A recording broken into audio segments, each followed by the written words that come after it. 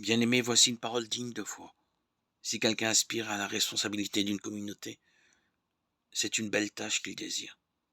Le responsable doit être irréprochable, époux d'une seule femme, un homme sobre, raisonnable, équilibré, accueillant, capable d'enseigner, ni buveur, ni brutal, mais bienveillant, ni querelleur, ni cupide. Il faut qu'il dirige bien les gens de sa propre maison, qu'il obtienne de ses enfants l'obéissance et se fasse respecter. Car si quelqu'un ne sait pas diriger sa propre maison, comment pourrait-il prendre en charge une église de Dieu? Il ne doit pas être un nouveau converti. Sinon, aveuglé par l'orgueil, il pourrait tomber sous la même condamnation que le diable. Il faut aussi que les gens du dehors portent sur lui un bon témoignage, pour qu'il échappe au mépris des hommes et au piège du diable. Les diacres, eux aussi, doivent être dignes de respect, n'avoir qu'une parole, ne pas s'adonner à la boisson, refuser les profits malhonnêtes, garder le mystère de la foi dans une conscience pure.